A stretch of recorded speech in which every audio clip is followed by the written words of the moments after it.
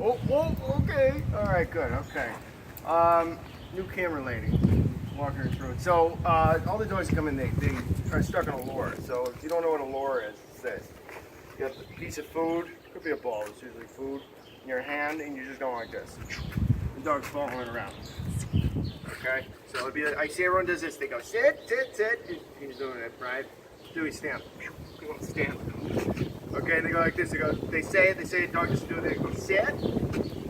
Good boy, okay? And it's mindless. The dog doesn't even understand the position because he's just following the hand and he's looking at it and he's being manipulated into a position. He's not actively solving the problem. He doesn't give a fuck. Okay, good. So this is called lure dependency. So if you get stuck on a lure, this is the biggest problem.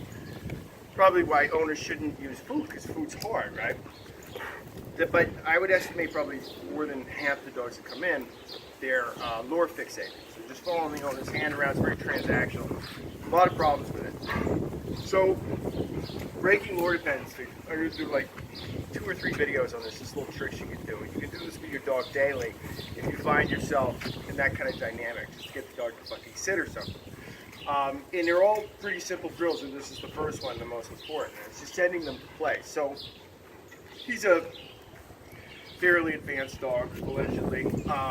So he doesn't need a leash, but I'll demonstrate how to get started with him, and then I'll show you how to do it with him now. Let's stage that. But you can do this throughout a dog's lifetime because sometimes you bring back a lure just to kind of tighten them up, So if he gets a little sloppy, I might bring a lure back in for a day. Front, See, lures help a lot with like tight positioning. Yes. Boy. And then just to get him immediately off that, I'll maybe do this drill. So it's good to kind of have in your back pocket. Now, just a quick addendum. You have to have the marker charge before you do this. I'm going to use a clicker. We're mostly a verbal marker, but this is going to be good for the video.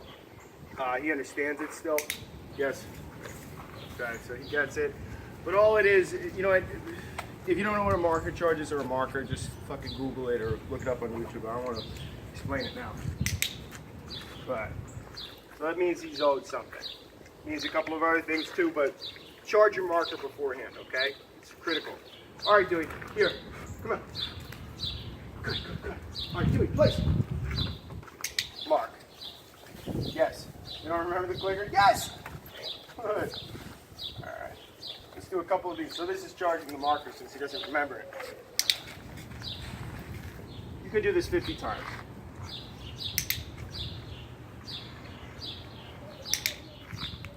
All right. You cute when you eat. All right. So let's start over. Now, your dog doesn't even have to know the place commands. You can just send them up to something. Once they get all four of their paws up there, mark it. Okay. Then the dog has to come back to you to get the reward. That's critical. So you start close. Dewey, here. Good. Dewey, place. Okay, then he comes back. You don't remember that, huh, Tom? And it's critical too. See how I kind of backed away? He's just going to start going there on his own. But the whole point of the drill is they got to go away from you to access a reward. Okay, so it gets them moving away. And this is a hard drill with dogs that are used to this kind of transactional dynamic. So we spend a lot of time doing this stuff. Dewey, place it. Good. So you can just say up and down, no place is easy to teach stuff. Hey, buddy. And then you're going to create more distance and less help. Dewey, place.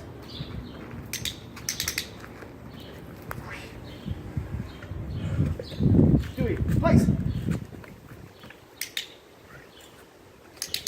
Yes. I'm just going to say yes for now. I remember. Quick. Good enough to shoot my hands anyway, right, buddy? So they start off on leash like that. You give them a lot of help with your body language. Get them over there.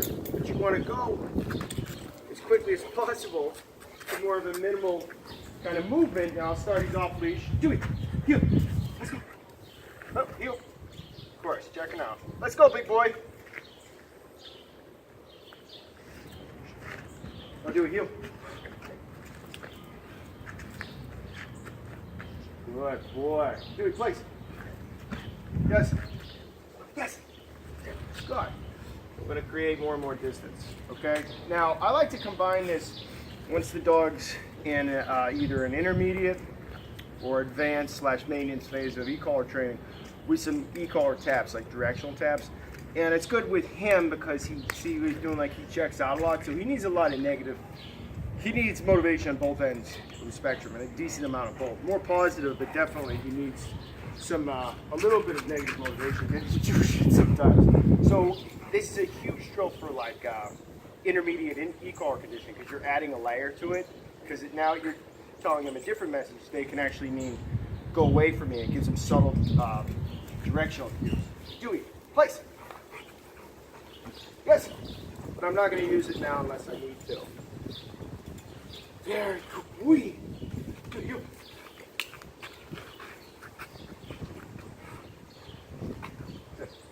Wee. Dewey, place. Yes. I'm going to create more and more distance. Good boy, buddy. Dewey, heel. That's a boy. Good boy. Dewey, place. That's all he's getting. Place. Yes. Give him a little negative marker there. So as we increase distance, it's a little harder for him, so I'll give him some extra chances. And then I'll keep this nice and low, put it at like a level of 10. Heel. In case he needs. Oh, heel. Come on, buddy. That's it. Boy. In case he needs a couple of directions. Dewey. Place.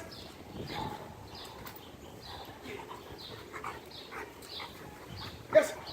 So even that's a lot of extra help just through body language. What you really want to do, and I'll do this closer because you'll get it better. Here we go. Let's go like this. Don't even move. Good.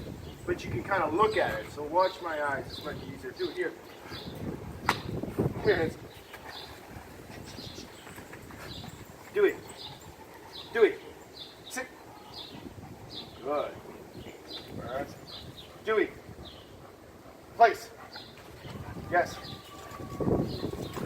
Yes! Alright, buddy. Here. Dewey, heel. No, heel. Let's go. Good. Dewey. Place. Yes. This is your son will do. Good boy.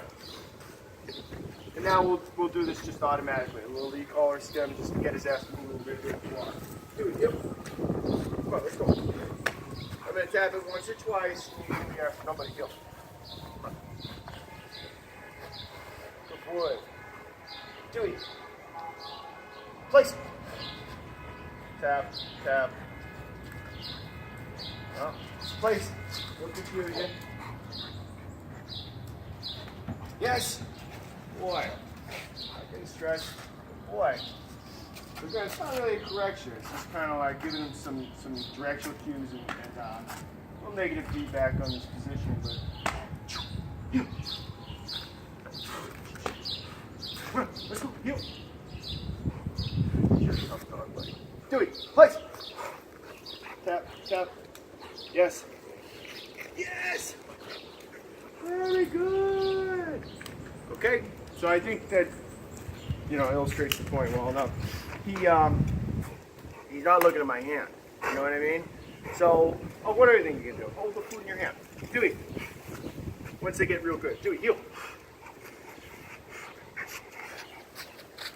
Good. Plus. Plus. Nope. Plus. Good. Boy. Good. Dewey, place. This. Place.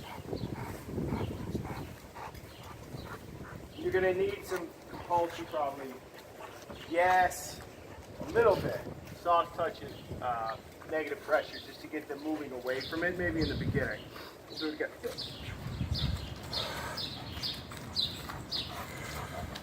Place. Yes. Good. So you got away from the reward, but the e-collar helps a lot with this. That comes later, and then they'll just do it after a while. The whole point of it is teaching them to actively solve problems. They have to go away from you to access a reward. And they start working for a reward rather than because of it, which is a crucial distinction. Because food can turn into bribery very easily,